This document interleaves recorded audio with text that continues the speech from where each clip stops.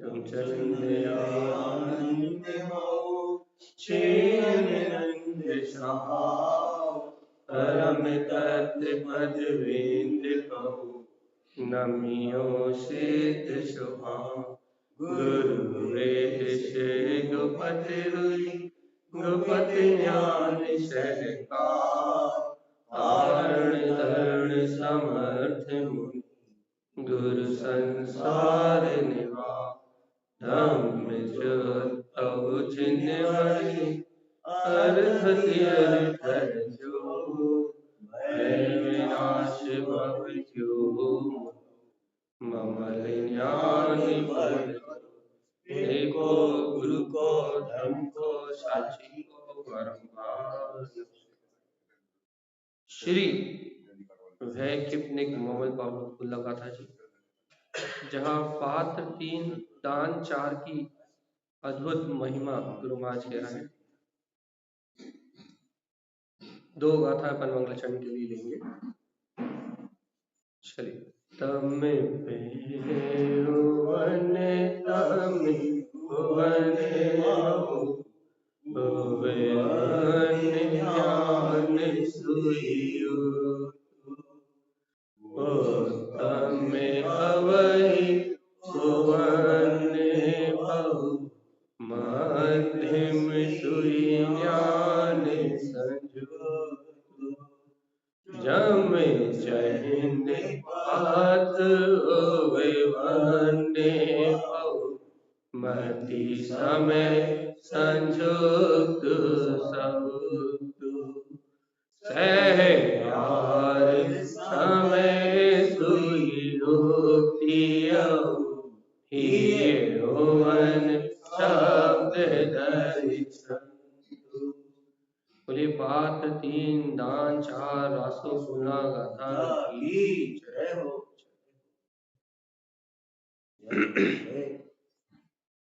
एक साथ मंत्रोच्चारण करके ओम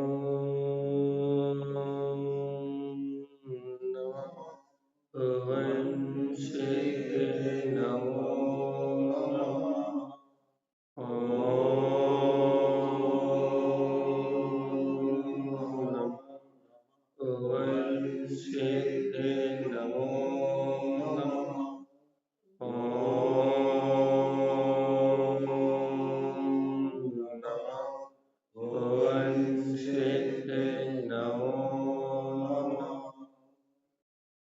परमरथ माचन सदगुरुवर श्रीमद जयंत नारायण स्वामी और सर्वज्ञ जनेश्वर भगवान की अमृत में ज्ञान दस्ता यह है श्री भय किपनिक मोहम्मद पावर ग्रंथराज जी, जहाँ 3 पात्र और 4 दान की विशेषता बताते हैं।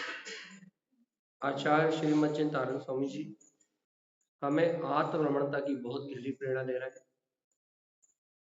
और सबसे बड़ी बात ये समझनी पड़ेगी अपने को कि मोक्ष मार्ग में 3 प्रकार के पात्र ही हैं, इसके अलावा कोई नहीं है। और जब तक अपन इस पात्रता को जानेंगे नहीं, इन 3 प्रकार के पात्रों के स्वरूप को जानेंगे नहीं, तब तक अपन इस मोक्ष मार्ग में प्रवेश प्राप्त नहीं कर सकते।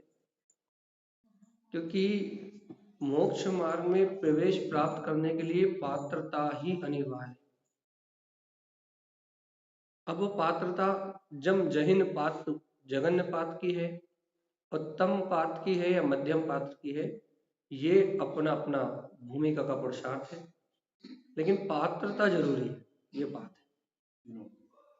तीनों में से कोई सी भी हो, बिना पात्रता के मोक्ष मार्गी नहीं कहलाएंगे। पहले पात्रता फिर मोक्ष मार्ग। तो यहाँ ये फूलना महत्वपूर्ण इसलिए हो जाता है क्योंकि इसमें गुरु महाराज ने 3 प्रकार के पात्रों का समूल विवेचन किया है। उसके साथ साथ 4 प्रकार के दान की महिमा भी कही। पात्रों का अकेला स्वरूप नहीं कहा, 3 प्रकार के पात्रों का स्वरूप कहने के बाद 4 प्रकार के दान को भी विधिवत तरीके से बताया कि वास्तव में वह श्रावक कैसे देता है।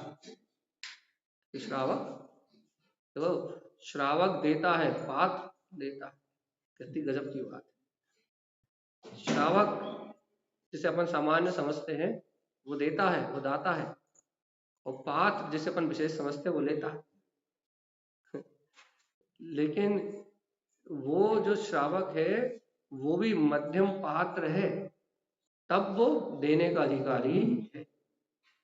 और यदि वास्तव में वो श्रावक यदि मध्यम पात्र, वो जघन्य पात्र नहीं है, तो वो ऊपर के पात्रों को देने का अधिकारी भी नहीं है।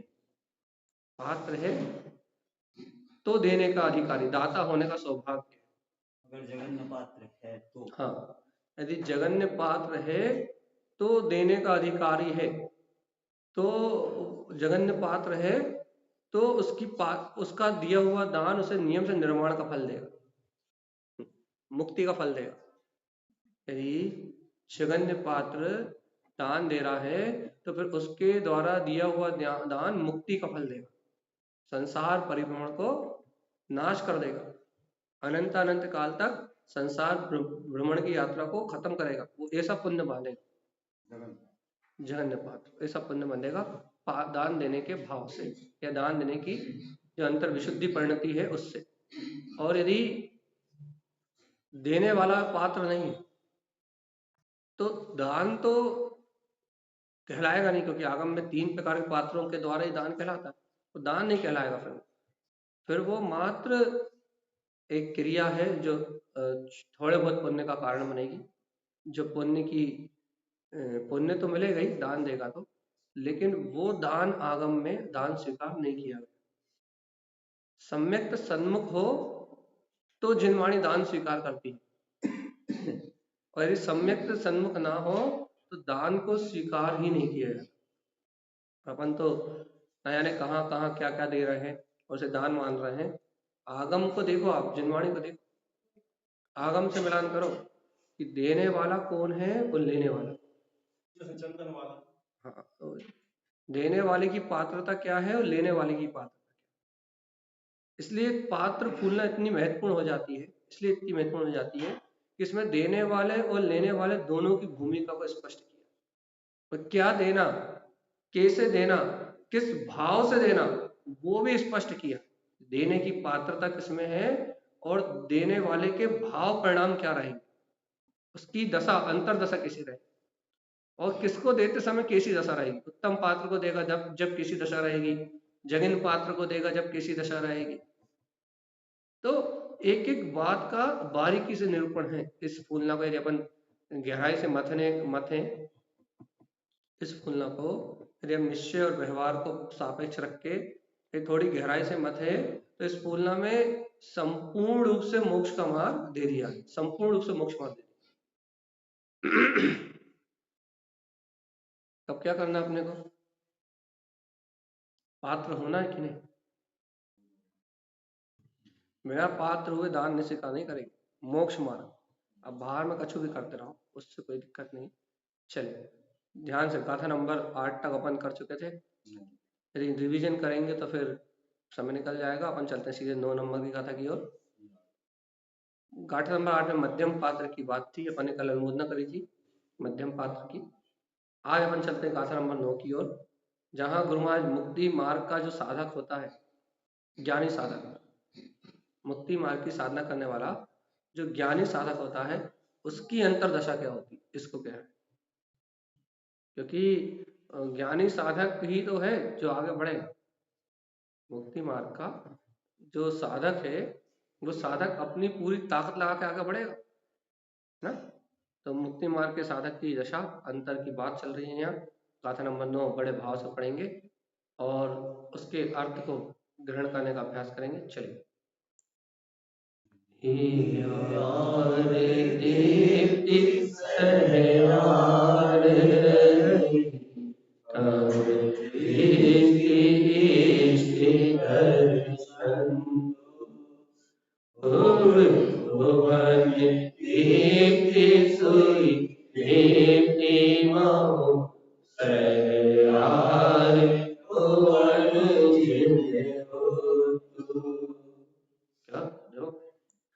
जैनेन्द्र भगवान क्या कहते हैं, तो पूरी फूलना में कहो, पूरी जिनवाणी में कहो, गुरु महाराज की जो वजनदारी है, तारन तरन देव का जो बल है, वो इसी बात पे बार बार होता है। देखो जिनेंद्र भगवान क्या कहते हैं।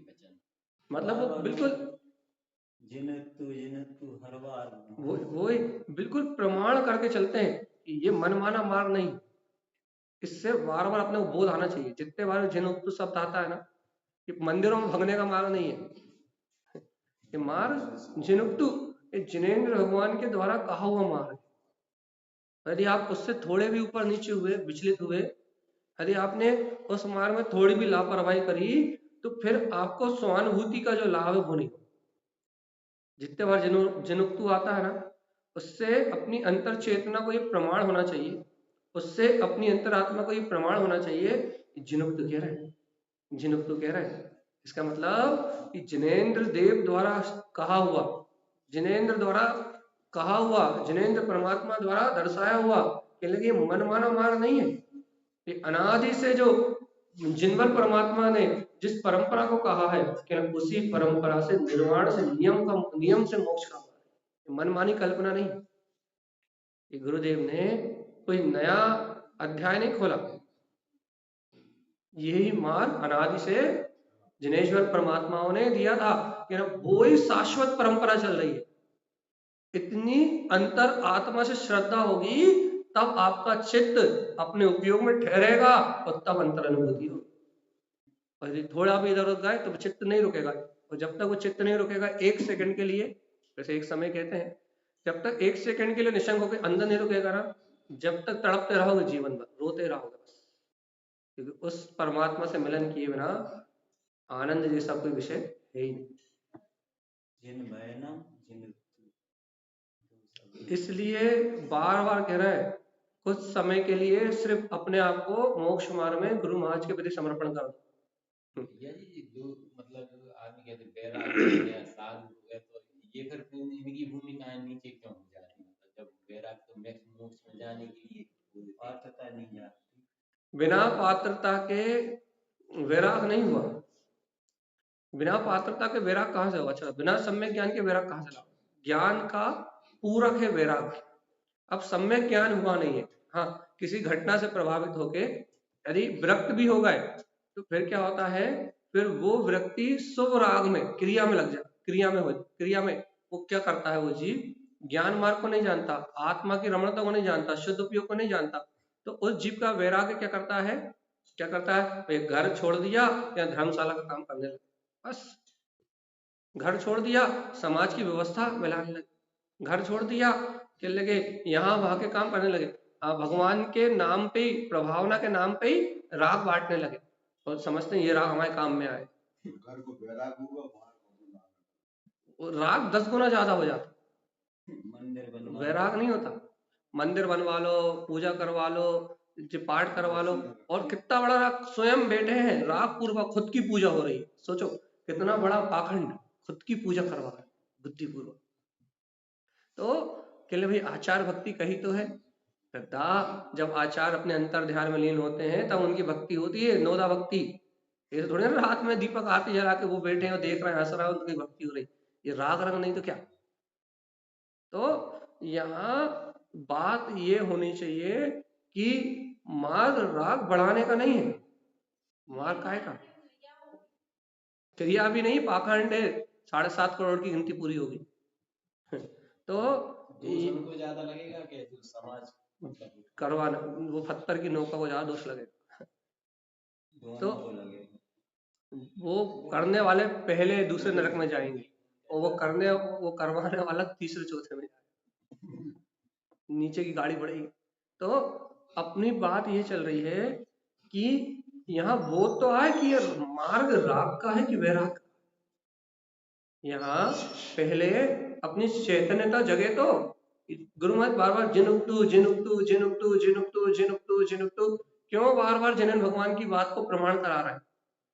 क्यों गुरु महाराज बार बार कह रहे हैं जिनेंद्र भगवान ने कहा, जिनेंद्र भगवान ने कहा, जिनेंद्र भगवान ने, कि तुम गलती से भी एक कदम भी गलत ना रखो, इसलिए बार बार गुरु महाराज कह रहे हैं कि गलती से एक कदम भी गलत ना रखा है, इसलिए बार बार कह रहा है। देखो जिनेंद्र भगवान ने कहा, जिनवर भगवान के मुखार बिंद से कह रहा है कि ना अनंत अनंत जिनेन्द्र परमात्माओं ने इसी लक्ष्य को बना के, इसी साधन को सामने रख के अपने कल्याण का मार्ग बनाया है कि नहीं, भगवान द्वारा कहा हुआ मार्ग है।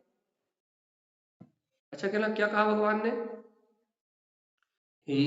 यार दीदी सहयार, क्या कहा कि हृदय में सम्यक ज्ञान की दीप्ति को प्रकट करो और सहयार रही और सम्यक चारित्र के सहकार में रत रहो। मंदिर मत देखो कि मंदिर कितने बनने हैं, धर्मशालाएं कितनी बननी है, भीड़ कितनी इकट्ठी हो रही है। संसार में क्या हो रहा है, इस राग को छोड़ के यदि तुम आत्म साधना करना चाहते हो, यदि अपना कल्याण का मार्ग बनाना चाहते हो, तो यार दीप्ति क्या करो, क्या करो, सम्यक ज्ञान की दीप्ति को प्रज्वलित करो, अंतर सम्यक ज्ञान की ज्योति को जलाओ और सहयार रही, तो क्या करो, सम्यक चारित्र के आनंद में रहो। तुम्हारा काम तो आनंद आनंद आनंद आनंद में रहना है। तुम्हारा काम दुनियादारी की पंचायत करना थोड़ी ना। तो मध्यम पात्र की बात चल रही है, मध्यम पात्र के लिए कह रहा है तुम्हारा काम समाज की व्यवस्था बनाना थोड़ी ना है। क्या है, जिन्हें व्रत ले लिए, प्रतिमाएं ले ली है, उनसे कह रहा है कि तुमने यदि व्रत और प्रतिमाएं ले ली है तो तुम्हारा काम है सम्यक ज्ञान की दीप्ति से चारित्र में रत रहे, तभी तो साधु हो पाओ। अगर तुम ऐसा नहीं करोगे तो फिर समाज के झगड़े झंझट में लगे रहो।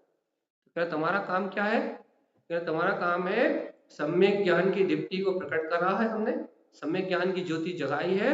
अब क्या करो, सम्यक ज्ञान की इस उज्जवल प्रकाश में ज्योति से, सम्यक ज्ञान की इस प्रकाश में किरण से अपने चारित्र में रत रहने की भावना निरंतर। बोलो गुरुदेव के वचन सत्य है, ध्रुव है, प्रमाण है। जय नमोस्तु। गुरुमाज कैसे भावना भाई, क्या करें क्या करें, लिखा हमें दृष्टि इष्ट दर्शन्तु, तुम अपनी दृष्टि से, इष्ट दृष्टि से दर्शन, तू अपने परम इष्ट स्वभाव का दर्शन प्रकट करो। तुम्हारा काम तो मोक्ष मार्ग में आगे बढ़ना है ना। काय के लिए निकले भैया, तुम अच्छा बताओ, काय निकले? समाज को सुधारने के लिए, खुद सुधारने के लिए, स्वयं को भाव भ्रमण मिटाने से निकले, दूसरों भ्रमण लगी हुई में। तो गुरु महाराज का कहना है कि यदि तुम निकले हो अपने कल्याण के लिए, अपना मध्यम पाठ हो, बढ़िया आनंद की दशा में रहते हो, बढ़िया जिन वाणी को जानते हो, जिन्हें भगवान की वाणी के रहस्य को जानते हो, आनंद तुम्हारा स्वरूप है, आनंद तुम्हारा धाम है, मुक्ति तुम्हारी अंतर में बसने वाली परिणति है। तो क्या करो, तम दृष्टि, तुम अपनी दृष्टि से, इष्ट दृष्टि से दर्शन, तू अपने परम इष्ट स्वभाव के स्वानुभव में ही रत रहो। अपनी दृष्टि चातक पक्षी की तरह अपने ध्रुव स्वभाव के स्वानुभव पे जमी रहे, हिलेगा तो तुम भाव भ्रमण को नाश कर पाओगे, तो संसार परिभ्रमण छूटेगा। और ये दृष्टि यहाँ वहां ऊपर नीचे आगे पीछे यहाँ वहां भ्रमण करने गई, दृष्टि में यदि यहाँ वहां का परिणमन दिखाई दिया, दृष्टि में यदि अन्य विकल्प दिखाई दिए, तो दृष्टि भटकी तो तुम भटक जाओ। क्या करने,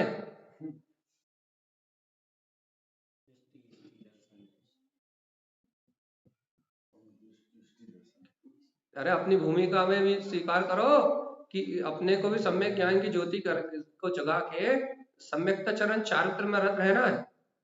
तो गुरु महाराज कह रहे हैं तुम अपनी दृष्टि में इष्ट स्वभाव का दर्शन करो, अपने प्रिय स्वभाव को देखने वाली दृष्टि को प्रकट करो। जो अपने स्वभाव को, अपने प्रिय स्वभाव को देखे, अपने प्रिय स्वभाव का अनुभव करे, अपने प्रिय स्वभाव में रत रहे, ऐसी दृष्टि को प्रकट करो। आनंद में अपने स्वभाव को देखने वाली दृष्टि प्रकटाओ, फिर क्या करें? गुरु यहाँ वहां कौन जाएगा, बाकी समाज की व्यवस्थाएं भी तो हमें चलानी नहीं चला, कहो ना।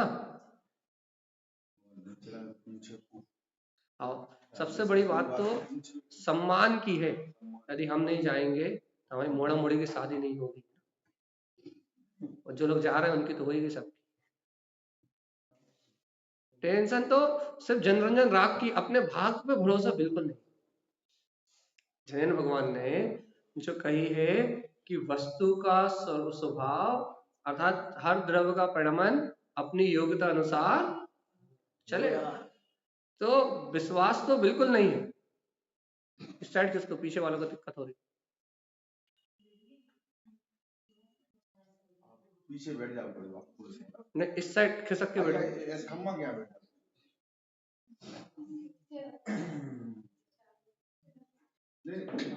आप पीछे चलो ठीक है, चलो। अपनी बात ये चल रही है कि गुरु महाराज का कह रहा है तम दृष्टि इष्टि दर्शन तु, क्या करो? अपनी दृष्टि से अपने इष्ट स्वभाव का झट से दर्शन करो, फटाक से। देखो कि जब तक अपनी अंतरात्मा में अपने स्वभाव को अपनी अंतर अनुभूति में नहीं देखोगे ना, तब तक वो स्वभाव नहीं मिलेगा। क्या करना है? क्या करना है?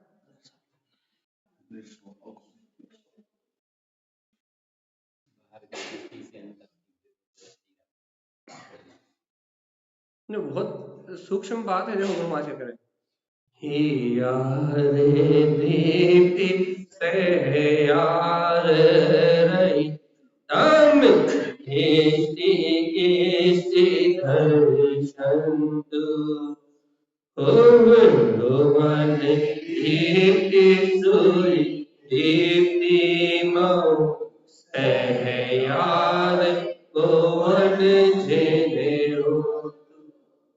क्या गजब! देखो पढ़ने में ही आनंद आता है, पढ़ने में इतना आनंद आता है। यदि गुरु महाराज की बात मान लोगे तो फिर कितना आनंद आएगा, अच्छे बता।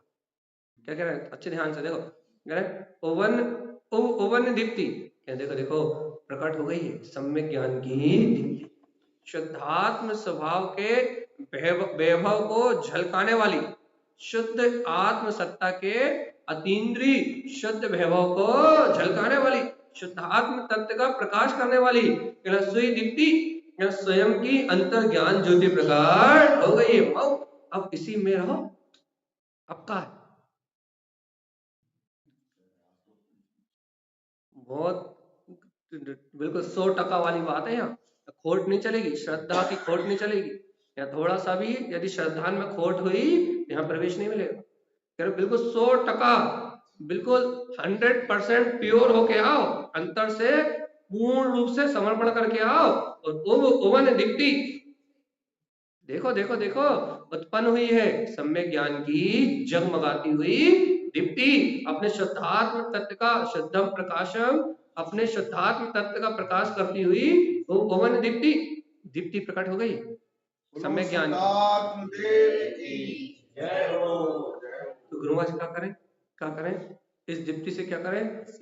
सम्यक ज्ञान की दीप्ति प्रकट हो गई है, सुई दीप्ति मऊ, इस दीप्ति में रहो। कौन सी दीप्ति में रहो? इस सम्यक ज्ञान की दीप्ति में रहो। सहयार ओवनु जिन उक्त, गुरु महाराज का कह रहा है। हाँ, इसी रूप तत्व का सहकार करो, इसी के आनंद में रहो, तो मुक्ति की प्राप्ति होगी। नहीं तो संसार का परिभ्रमण चलते ही रहेगा। क्या करना है?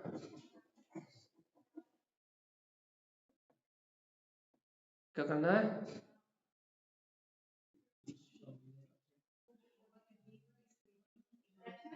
अपना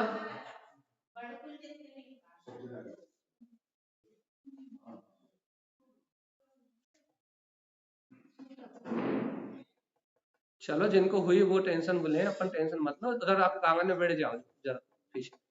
तो अपनी बात क्या चल रही है कि अपन इस स्वभाव को उत्पन्न करो, सुई दीप्ति, अपने स्वभाव को देखो। तो क्या कह रहा है? दीप्ति सुई दीप्ति मऊ सहयारे ओवन झेले, और भगवान कह रहे हैं इसी का सहकार प्रकट करो, इसी को अनुभूति का विषय बनाओ तो अपना कल्याण का मान बनेगा। और नहीं तो अनंत अनंत काल तक परिभ्रमण होता रहेगा। क्या करना है? दृष्टि की समान करना है। तो ध्यान रखो कि अपना लक्ष्य बना के चलो। आत्म साधना करनी है तो अपना शुद्ध लक्ष्य बना के चलो। और काय का लक्ष्य बना के चलो? अब तो इसी आनंद में रहना, सहकार। अब तो इसी ध्रुव तत्व का सहकार करना है। अब तो जिनेन्द्र भगवान ने जो अमृत परोसा है, अब तो निरंतर इसके आनंद में ही रहना है। विषय कसाय का आनंद कितना भोग चुके, कितना सुख मिल गया? अच्छा बताओ। झूठ कह रहा हो? अच्छा नहीं मिला तो फिर क्या भोग रहे हैं? जल्दी बताओ तो, जब सुख ही नहीं था तो क्या भोग रहे थे? बताओ तो। ज्ञान बिना सुख लेस न। ना सुख तो था ही नहीं, लेकिन सुख मान के पागल हो गए थे। खूब कोशिश करी कि ना, खूब इस पुद्गल को घिस घिस के खूब कोशिश करी सुखी होने की, खूब कोशिश करी सुखी होने की, लेकिन मिला? अभी मिल रहा है? नहीं मिल रहा। तो कहने लगे इस पुद्गल इंद्रिय विषय में, स्पर्श में, रस में, गंध में, वर्ण में, कहने लगे इन पुद्गल पदार्थों में क्षणिक मात्र भी सुख। जब इन पुद्गल विषयों में सुख नहीं है तो गुरु महाराज की बात मान जाओ ना। ओवन उत्पन्न कर लो, उत्पन्न कर लो। यानी क्या प्रकट कर ले? ओवन दीप्ति, अपने अंतर में आत्मज्ञान की दीप्ति को उत्पन्न कर लो। सुई दीप्ति मऊ, और उसी प्रकाश में रहो। मन के अंधेरे को नाश करो। मन में जो अनंत काल का अंधेरा था, अज्ञान का अनंत काल का अंधेरा था कि नहीं था? अनंत काल से मन अंधेरे में भटका रहा था कि नहीं भटका रहा था? पर विषयों में, विषय कषायों में, पाप आदि में एक दूसरे पे दोष दोषारोपण करके, एक दूसरे में शत्रुता रख के, एक दूसरे के प्रति वैर भाव रख के, किसी के प्रति तीव्र राग भाव रख के अनादि काल से मन भटका रहा था कि नहीं भटका रहा? अंधेरे में पड़ा था कि नहीं पड़ा था? अज्ञान मानताओं के अंधेरे में पड़ा था कि नहीं पड़ा था? अपने ही अपराध कितने हैं, लेकिन दूसरों के अपराध दिख रहे थे, बस अपने दिख रहे हैं, अपनी गलती दिखती कभी? अनंत काल से मन ने अंधेरे में बहुत भटका लिया, बहुत संसार परिभ्रमण करा लिया। अब क्या करो? सुई दीप्ति मऊ। अब तो जो सम्यक ज्ञान की दीप्ति प्रकट हुई है, उस ज्ञान दीप्ति में रहो। काय में रहो? सम्यक ज्ञान की दीप्ति में रहो, इसी का सहकार करो। इसी, यही भगवान की वाणी में जिनुक्तु आया है। भगवान के वचनों में यही तत्व आया है कि अब तो आत्मज्ञान में सम्यक ज्ञान के सहकार ओवनु, सम्यक ज्ञान का सहकार उत्पन्न करो। जिनुक्तु, ऐसा जिन्हें भगवान की वाणी में आए। अब इनकी बात को मान लो कि नहीं? नहीं मानो? हम तो इतने बेशरम है। धीरे धीरे मान रहे। हाँ, हमें पता नहीं है कि पसर पड़ रहा कि नहीं पड़ रहा। भगवान कह रहे हैं कि ऐसी अंतर प्रकाश में, अंतर ज्ञान की ज्योति से अपने ध्रुव तत्व का सहकार उत्पन्न करो तो वीतरागता छलकेगी, तो आनंद का भाव छलकेगा, तो शुद्ध स्वरूप की महिमा प्रगटेगी। यदि अपने ध्रुव तत्व का सहकार नहीं करोगे, तो चैतन्य ज्योति का सहकार नहीं करोगे, तो मुक्ति मिलने वाली नहीं। जिन्हें भगवान कह, चलो इस गाथा का पढ़ के 10 नंबर की गाथा को समझने का अभ्यास करते हैं। देखो गाथा का अर्थ यहाँ क्या लिखा है। हे ज्ञानी, निज में देखो, यह है परम हितकारी सम्यक ज्ञान की ज्योति अपने परमात्म स्वभाव के अनुभव रूप प्रकट हो गई है। अब इसी शुद्ध स्वरूप का सहकार करो, इसी वीतराग स्वभाव में रत रहो। तुम अपनी इष्ट दृष्टि से अपने प्रिय स्वभाव का दर्शन करो। देखो तो स्वानुभव में अपने परम तत्व आ रहा है कि नहीं आ रहा? बड़े समय बाद आया, लेकिन देख तो लो, यही अपना शुद्धात्म स्वभाव है। इस स्वरूप को ज्ञान पूर्वक अनुभव में लो। राग आदि विकारी भाव से रहित अपने स्वयं के चैतन्य ज्योति स्वरूप ज्ञायक प्रणति को प्रकट करो। जिनेन्द्र परमात्मा भी बार बार कह रहा है क्या, इस स्वभाव में रमण करो, अपनी इष्ट दृष्टि से अपने स्वभाव में रहो। बड़ी मुश्किल से सम्यक ज्ञान का अंकुरण हुआ है, बड़ी मुश्किल से भगवान की वाणी श्रवण करने मिली है।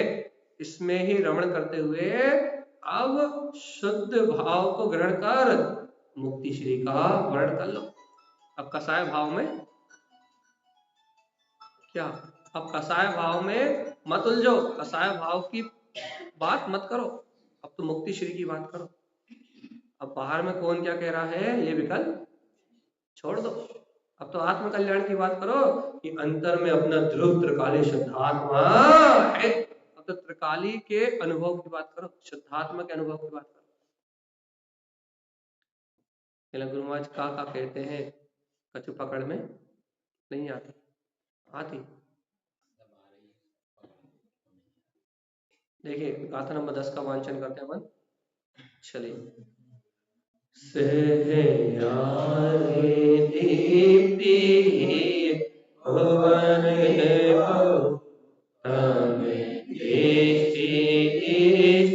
सुई संतु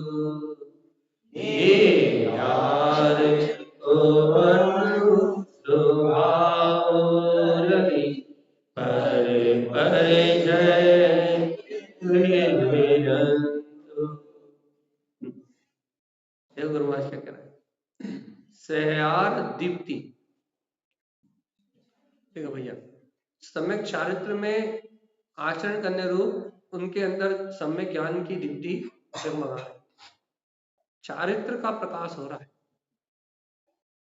तो गुरु महाराज स्वभाव लेंगे संत है तो वो तो आनंद लेंगे, तो लेकिन वो कह रहा है सहयार दीप्ति ही पवन। अरे देखो तो क्या कह रहा है कि अब तो सहकार अर्थ की ज्योति को अपने हृदय में उत्पन्न करो, इसको प्राप्त करो। काय की ज्योति भैया, आत्मा के सहकार की ज्योति, पवन पाओ, इसको पाओ। ज्ञान की ज्योति तो पढ़ाई सुनी है अपन ने।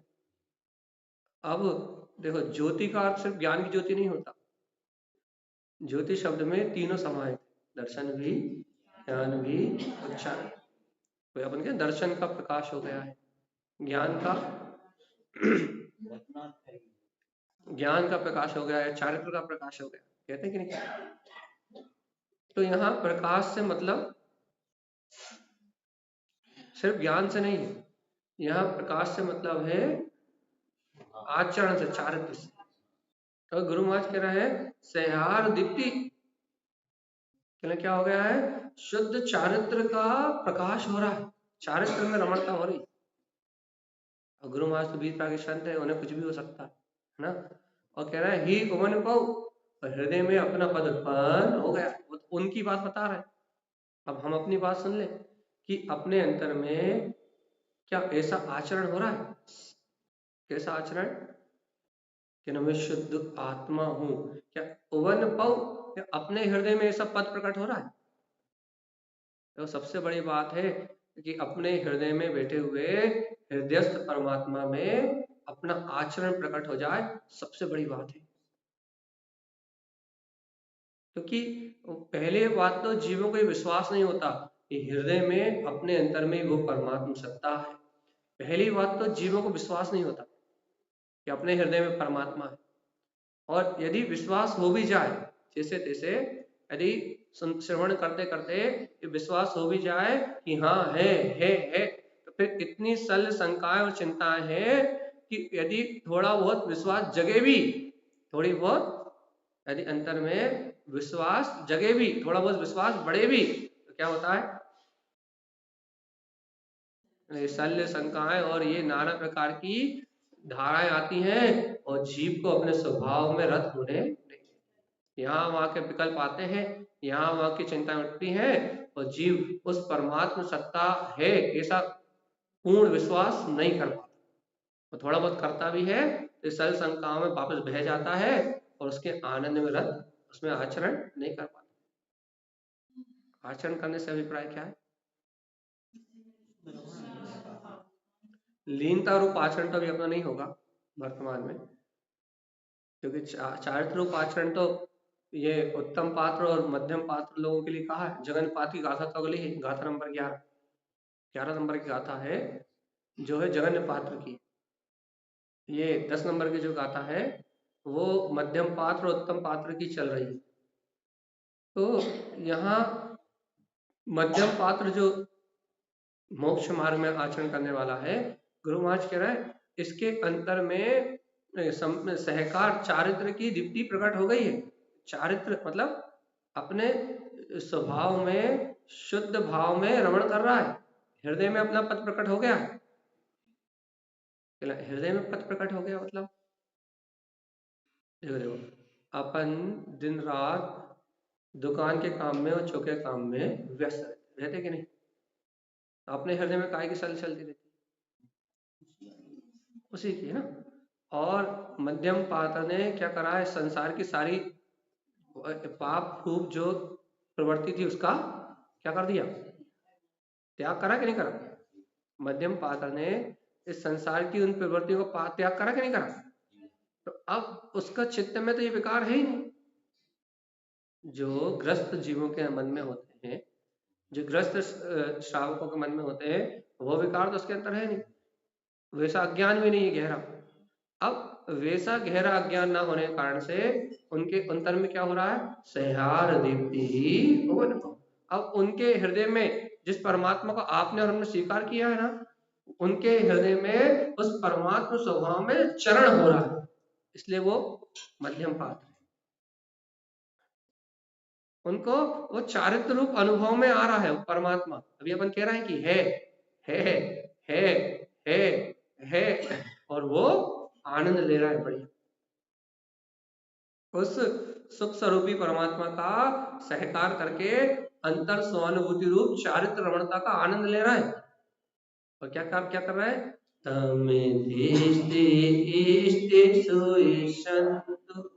रहा है, तुम संत हो जाओ, संतुष्ट हो जाओ, साधु हो जाओ, तुम सच्चे संत हो जाओ, निर्ग्रंथ हो जाओ।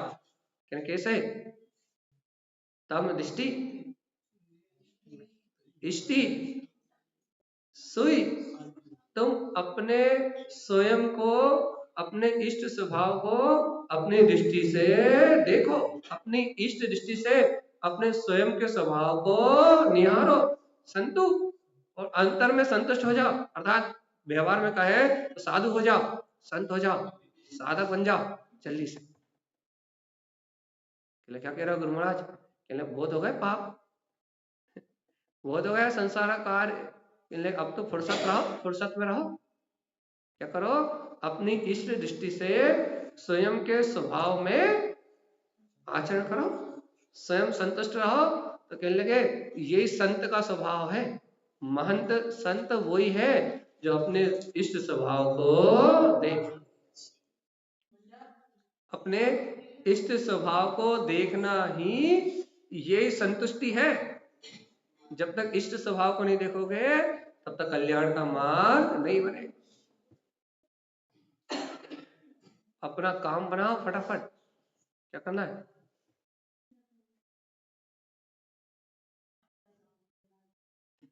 अपना काम हो रहा, दुनिया का काम हो रहा।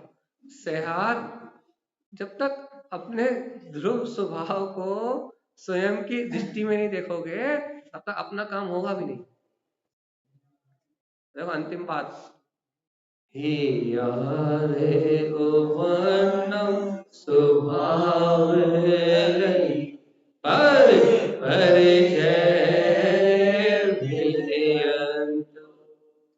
सुन रहा है कि नहीं?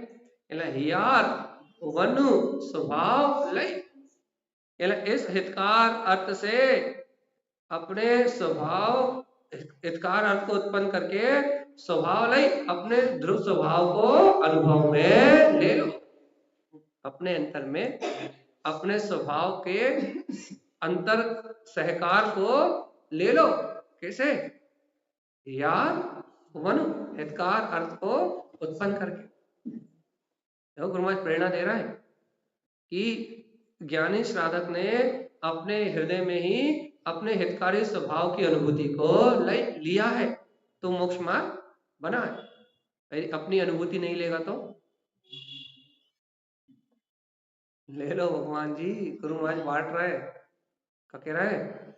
हे यार भवन, हितकार अर्थ को उत्पन्न करो, दुनिया की चिंता छोड़ो, संसार की सल छोड़ो, कहाँ कैसे किसके यहाँ क्या हो रहा है ये दुनियादारी का विकल्प छोड़ के तुम अपनी चिंता करो। अपनी चिंता क्या यार पवन, तुम्हारे पास तुम्हारे अंतर में तुम्हारा सम्यक ज्ञान का भाव जगा कि नहीं? स्वभाव लाई, अपने आत्म स्वभाव को अनुभव में लिया कि नहीं? छोड़ दिया उसे?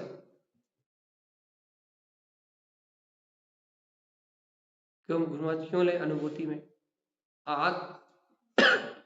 आत्म स्वभाव का ही अनुभव क्यों करें? स्थिर स्वभाव का अनुभूति में क्यों ले? सुनो ना, पर जय, जब सम्यक ज्ञान से अपने ध्रुव स्वभाव को ही लोगे, अर्थात सम्यक ज्ञान की ज्योति से जब ध्रुव स्वभाव की अनुभूति को लखोगे तो पर पर्याय का सारा भाव भुला जाएगा। नहीं,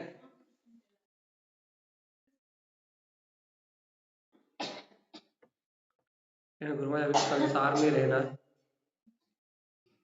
सुखपूर्वक, अभी तो संसार में रहना है। आप कह रहे पर पर्याय विलयंतु, पर पर्याय बिला जाएंगे तो हम लोग कहाँ होंगे? संसार में सुखपूर्वक रहना है, अभी आनंद से, आनंद भाव से। अभी पर पर्याय बिलाने की बात ना करो आप, ना? सही बात है ना? कि ना, अभी तो गुरु महाराज संसार में अथय सुख है, अनंत सुख है, कि अभी तो संसार की रुचि लगी हुई है और आप कह रहे हो पर पर्याय विलयंतु, ये पर पर्याय मिला जाएगी और आप कह रहे हो कि पर्याय मिलाएगी और संसार में है सुख।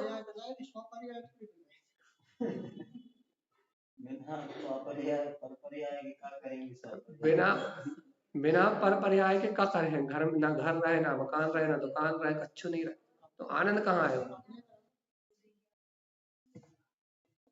क्या करने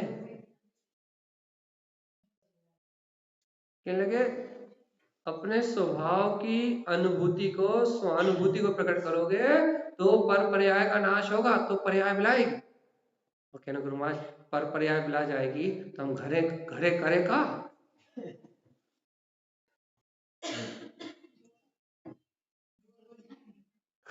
भाई तो दिन रात बोर हो जाएंगे, पगला जाएंगे ना। देखो अपने को अपने स्वभाव पर विश्वास नहीं ना, यही तो सबसे बड़ी समस्या हो रही। जीव के साथ सबसे बड़ी दिक्कत ये है कि जीव को अपने ध्रुव स्वभाव पे आस्था ना होने से, जीव को अपने ध्रुव स्वभाव पर विश्वास ना होने से उसे यही भय लग रहा है कि वास्तव में ये पर पर्याय के विकल्प मिला जाएंगे, दुनियादारी की चिंता मिला जाएगी, घर पुत्र परिवार की चिंता मिला जाएगी, तो वास्तव में ये सब मिला जाएगा तो हम रहेंगे कैसे? हमें आनंद काहे का आएगा? हमें सुख अनुभूति कहाँ से होगी? इन इंद्रिय विषयों के सिवा सुख है कहाँ? इसे अपने आत्मा के अतीन्द्रिय सुख पे विश्वास नहीं, इसे आत्मा के पूर्ण प्रकाश पे, आत्मा के परम आनंद पे विश्वास नहीं। क्यों नहीं है? कहना आज तक चखा नहीं, काय नहीं चखा, कहना विश्वास ही नहीं तो चखे को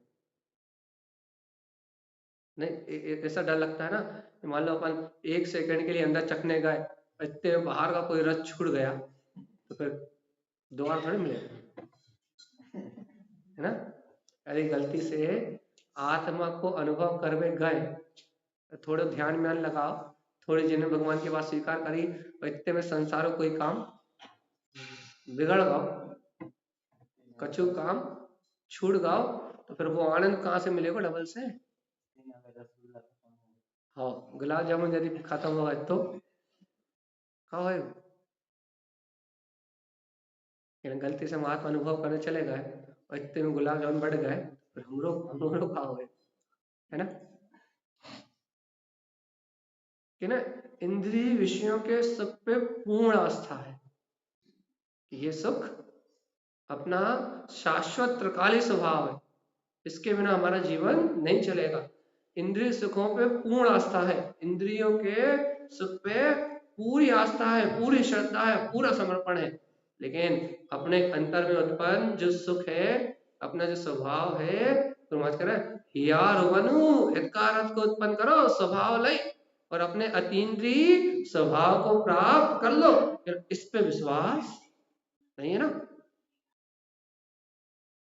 सम्यक ज्ञान की रमणता से जब आत्म सुख प्रकट होगा, कहने लगे वो है भी कि नहीं है, है भी कि नहीं है, वो सुख है भी कि नहीं है, इस पे आस्था ही नहीं जम रही ना। सत्य तो जो सुख वर्तमान में भोग रहा है वो सत्य लग रहा है, और जो सुख भगवंतों ने कहा है उस पर विश्वास ही नहीं हो रहा ना कि उन्होंने कहा है। यदि वहां नहीं मिला तो, यदि हम अंदर गए, यदि हमने आत्म साधना करी, तो यदि हम अंदर गए और यदि हमें वो आत्मिक सुख नहीं मिला तो फिर हम ना घर के रहेंगे ना घाट के, ना। सही है कि नहीं? हम्म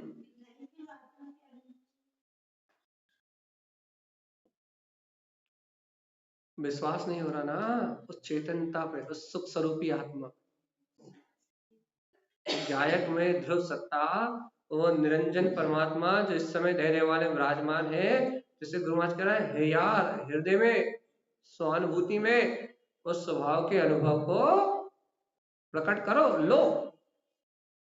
गुरु महाराज कह रहा है उस स्वानुभूति को अपने अंतर में जागृत करो, तो पर जाए विला जाएंगी। अपन क्या कर रहे हैं?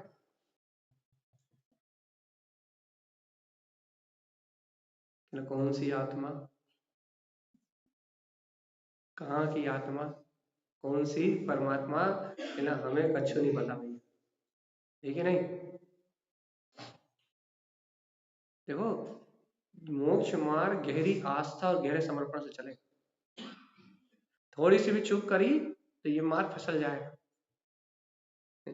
ये रास्ता कि ना, यदि पर पर्याय की चकाचौंध में उलझ गए, पर पर्याय की फिसलन में फिसल गए कहीं भी, तो ये सहानुभूति का मार्ग नहीं मिलेगा। पर्याय तो फिसलन है, राग की, द्वेष की, कसाय की, मोह की, पर पर्याय पर पुद्गल को देखने रूप ये पर्याय की फिसलन तो है। इतने समय कर्म के संयोग तो आसपास चल ही रहे, निमित्त निमित्तिक बहुत सारे कर्म संयोग तो आसपास परिणमित हो ही रहे। तो कहले इन पर्याय की फिसलन में फिसलते रहे, इन पर्याय के परिणमन में लगे रहे, तो ये आत्मा का वैभव प्रकट नहीं। पर पर्याय जब तक इनकी फिसलन बनी है तब तक अपने हृदय में विद्यमान अपने ध्रुव पद को उत्पन्न करने का भाव, एक ही काम हो सका था, या तो अपने ध्रुव स्वभाव के अनुभव को प्रकट करने के लिए अंतर आत्मा की गहरी रुचि लग जाए, उठते बैठते एक ही धुन बनी रहे, या इस भाव में तो ये भाव सिर्फ ये वाला हमारा जो भाव है, इस भाव में हमारी चेतना जगी है और ये भाव हमारा हमारे लिए पूर्ण आत्म कल्याण करने के लिए है। इसमें हमें कोई दूसरा काम नहीं करना, न किसी के नाम पर रोना है, ना किसी के लिए अपने को परेशान होना है। बाहर में सारा व्यवहार चलता रहेगा, लेकिन इस भाव में तो हमें इतना बढ़िया काम तो बना ही लेना है कि हमें सम्यक ज्ञान की ज्योति तो चल जाए। इतना काम तो बनाना है कि हमारे हर एक निर्णय में सम्यक हो, हर निर्णय में, चाहे वो कुछ भी काम हो, चाहे आप खा रहे हो, चाहे पी रहे हो, चाहे सो रहे हो, चाहे जाग रहे हो, चाहे उठ रहे हो, चाहे बैठ रहे हो, कम से कम इस भाव में इतना कार्य तो सिद्ध करना ही है कि हमारे हर एक परिणमन में हमारा निर्णय एकदम राइट होना चाहिए, निर्णय में कोई खोट नहीं होना चाहिए। ऐसा क्यों नहीं, वैसा क्यों नहीं, कहने लगे परिणमन को लेके थोड़ी सी भी शंका अंतर में नहीं आना चाहिए। इतना काम तो बना नहीं, चाहे कुछ भी होता रहे, लेकिन हमारा निर्णय एकदम एकदम पक्का रहे कि हम तो जीव, हम तो चैतन्य तत्व भगवान आत्मा है, हम तो गायक स्वभावी हैं, लेकिन इन पर पर्यायों में हमारा कोई लेना देना, इतना तो बिल्कुल ठोस ज्ञान धारा की जागृति बनी रहे। बिल्कुल ज्ञान धारा तो रुकनी नहीं चाहिए। इतना तो काम बना जाओ कि अंतर में अपने उपयोग में अपने स्वभाव की प्रतीति ना छूटे। पुद्गल को पुद्गल भाषित करता रहे जीव, और जीव को जीव भाषित करते रहो करो। कभी इतना तो बना लो कि नहीं।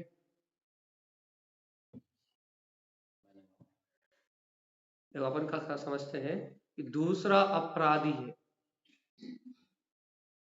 लेकिन वो ही अपराध अपने अंदर पड़े, अभी निमित्त नहीं मिल रहा। 5 मिनट में जागृत कर देंगे। यदि आप कह रहे हो ना कि सामने वाला गलत है, अरे आप चैलेंज कर रहे हो सामने वाला ये अपराध कर रहा है, ये गलत है, तो आप कहो कि वही का वही भाव आपके अंदर 5 मिनट में आ जाएगा। क्यों आ जाएगा? क्योंकि मतलब कि अनंत काल के संस्कार ज्यों के त्यों अपने अंदर भी पड़े हुए। संस्कार कहाँ गए? सम्यक दर्शन नहीं हुआ, ज्ञान नहीं हुआ, सम्यक चारित्र नहीं हुआ, आत्म स्वभाव का अनुभव का मार्ग अपना नहीं बना, तो बताओ इन अनंत कर्मों में से ऐसा कौन सा कर्म है जो अपन नहीं बांध सकते? या इन अनंत संसार में ऐसा कौन सा काम है जो अपन नहीं कर सकते? ऐसी कौन सी गति जानी जा सकती? यदि आत्म अनुभव नहीं हुआ तो ऐसा कौन सा काम है जो अपने से नहीं होगा? कौन सा काम है? कोई ऐसा काम जो तुम नहीं कर पाओ? 2 मिनट लगेंगे, बस भाव बदल जाएंगे और अपने से वो काम अपने आप हो जाएगा।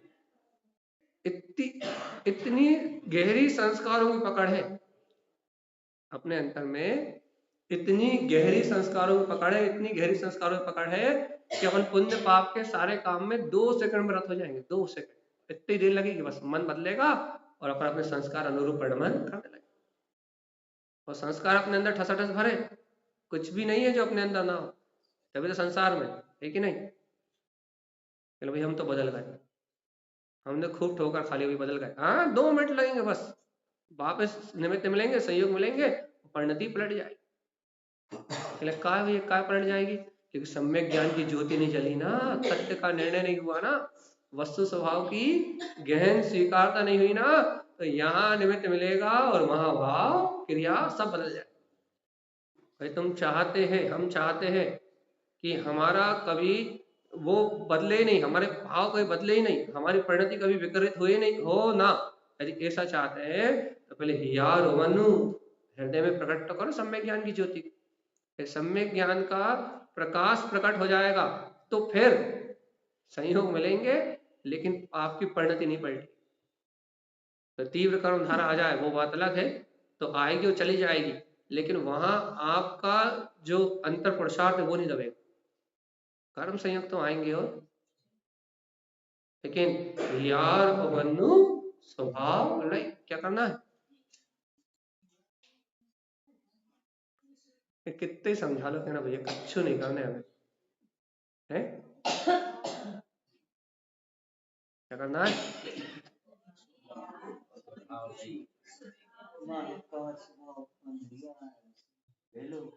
गुरु महाराज कह रहे हैं हितकार अर्थ को उत्पन्न करो तो स्वभाव नहीं, बढ़िया स्वभाव का आनंद लो, अपने ध्रुव स्वभाव के प्रकाश में बढ़िया आनंदित रहो, स्वस्थ रहो, मस्त रहो, आनंद में रहो, तो पर पर्याय मिला जाए। स्वभाव के आनंद में बढ़िया मस्त रहोगे, आनंदित रहोगे, पर पर्याय सारी की सारी विलायमान हो जाए। मस्त रहो अपने स्वभाव। तो कहना भाई फिर कर्मों की धारा आएंगी, इच्छाएं तो होंगी, अंतर की मन की धाराएं तो भड़केंगी। जे देखो ये इच्छाओं को, इन भड़कने वाली धाराओं को, इनको ही नाश करने के लिए तो सम्यक ज्ञान के प्रकाश की बात कर, ये प्रकाश रहेगा तो वो धाराएं बिला जाएंगी, और ये प्रकाश नहीं रहेगा तो फिर वो तो आएंगी। कर्म बंधे हैं तो उदय में तो आएंगे, अनादिकाल के संस्कार है तो परिणाम तो भाव कर्म का उदय तो हो गई। ज्ञान का प्रकाश रहेगा, स्वभाव की अनुभूति रहेगी, तो पर पर्याय क्षीण होंगी, तो स्वभाव की अनुभूति नहीं रहेगी तो करोगे क्या? पर पर्याय के अलावा रहेगा? इस दुनिया में कोई दूसरा अपराधी है ही नहीं। इस दुनिया में चाहे कोई कितना ही बड़ा पाप करे, कोई कितने बड़ा पापी हो, इस दुनिया में कोई दूसरा अपराधी है ही नहीं। इस दुनिया में सबसे बड़ा अपराधी तो अपन नहीं है। काय के लाज है?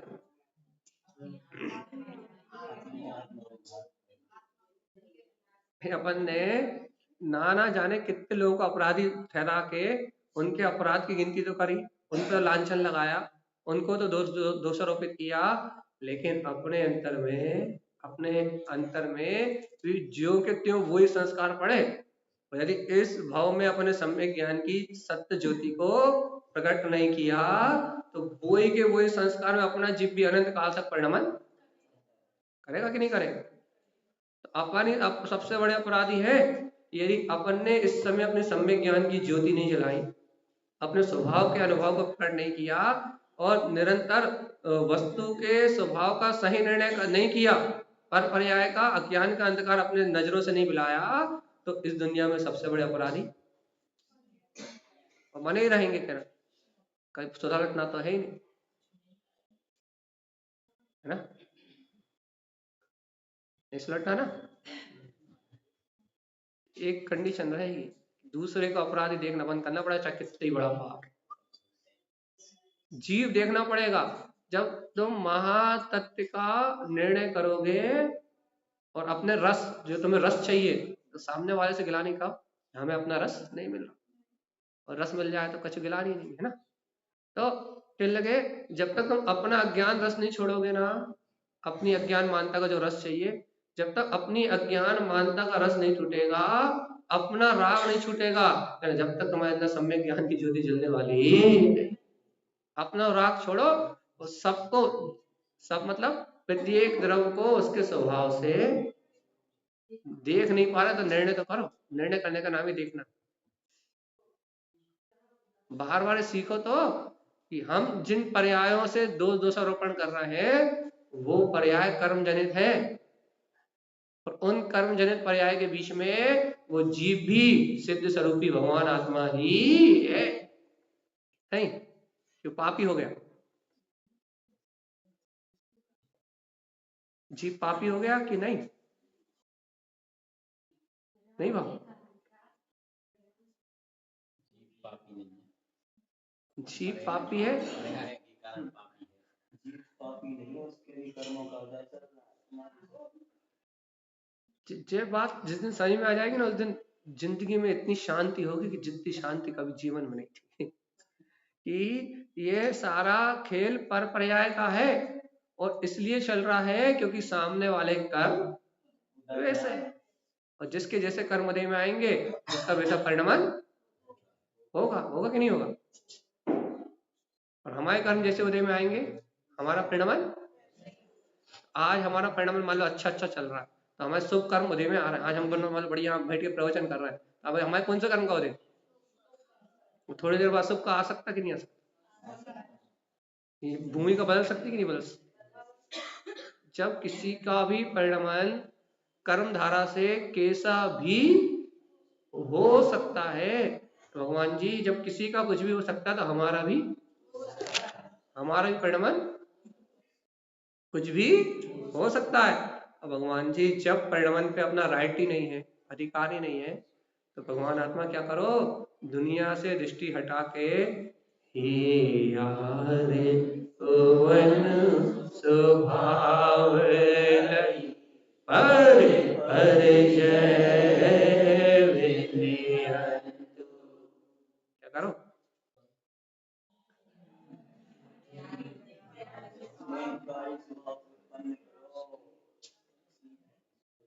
अब तो मान जाओ, अब तो अपने हितकारी भाव को अंतर में उत्पन्न करके स्वभाव के अनुभव को ले लो। अब तो देर मत करो, यदि जे भाव गया तो अनंत काल के लिए है। आज जिन चीजों से अपन घृणा कर रहे हैं ना, कल वही पर्याय होंगी अपनी, सही कह रहा है। आज जिन पापों को देख के आप घृणा कर रहे हो ना, अगला आपका भाव वो ही, उसी भाव में जन्म दो कि नहीं। आज जिन चीजों से घृणा हो रही है कल वही बनने पक्को है, निश्चित नियम से। क्या करने,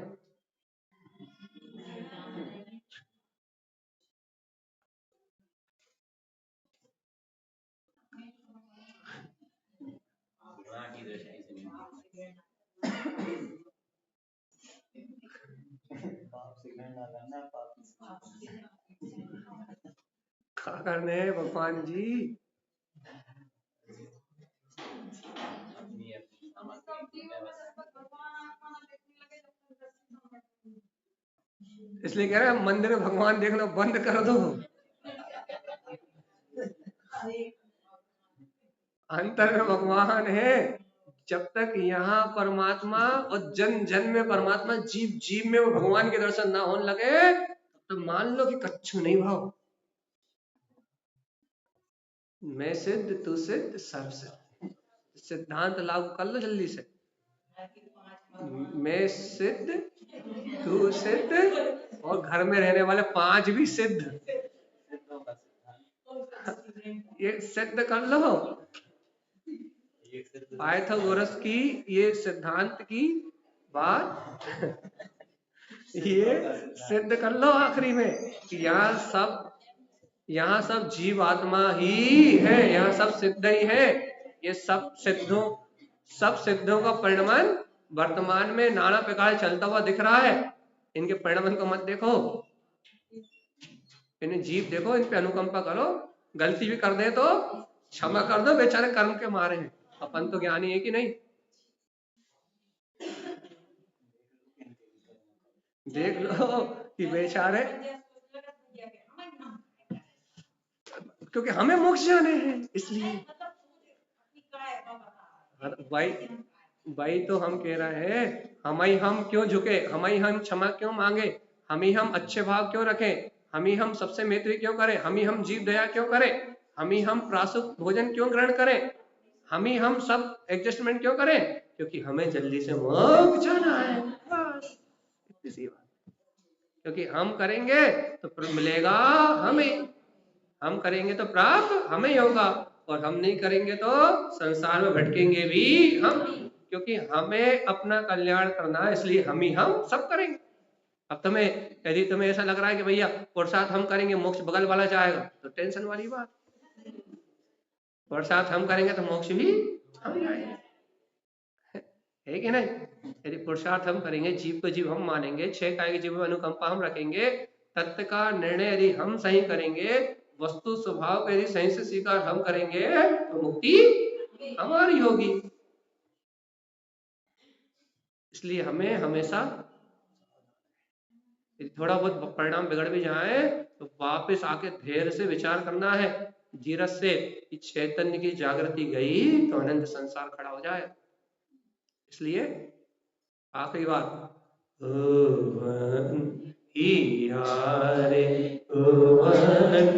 स्वभाव हरि जय।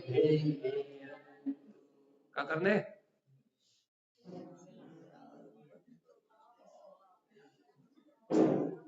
अपने हितकारी स्वभाव को अपने हृदय में प्रकट करना है, स्वभाव को अनुभूति में जागरण करना है, तो ये संसार का काल्पनिक दृश्य मिला जाएगा।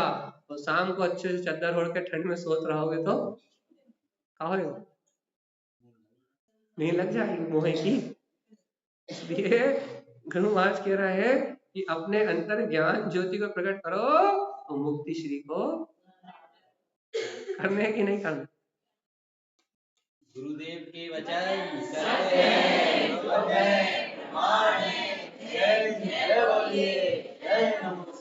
जैसा अपन सुन रहे हैं वैसे अपन ग्रहण करें, यही भगवान की वाणी का सार है। आचार्य प्रवचन धारण